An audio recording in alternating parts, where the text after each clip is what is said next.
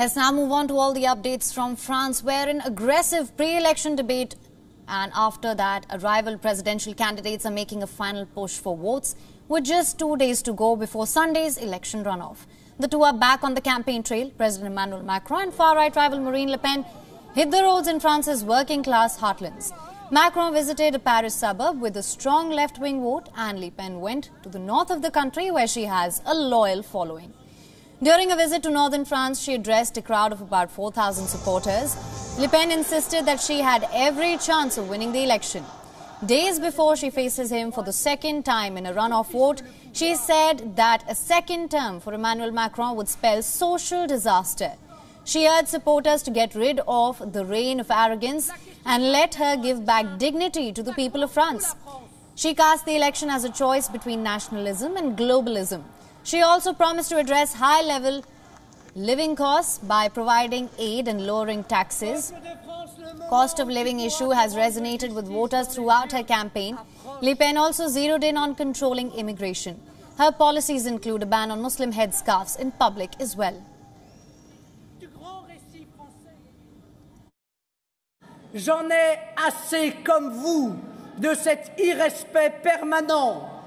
Je serai quant à moi la présidente du respect des Français et je sais qu'ils attendent désespérément du respect. Mais en réalité, l'attitude d'Emmanuel Macron est tellement révélatrice d'un quinquennat de délitement démocratique. And on the other hand, President Emmanuel Macron visited a low-income working-class suburb, Saint-Denis, outside Paris. Ahead of Sunday's presidential runoff vote, Macron tried to woo leftist voters. An overwhelming majority of the voters in the suburb had supported far-left candidate Jean-Luc Mélenchon. He said he chose the region as one of his last campaign stops as it faces difficulties. Many residents are immigrants or have immigrant roots. In front of the ethnically diverse crowd, Macron said he was taking nothing for granted, adding that France must not get used to the rise of far-right ideas. Nous avons des difficultés, on les connaît. Elles sont parfois d'ordre économique, sécuritaire. Il y a des inégalités qui demeurent dans notre société. Et c'est notre défi collectif. Je suis convaincu d'une chose, on ne résout aucun de ces problèmes en séparant la société, en déconsidérant une partie de la population.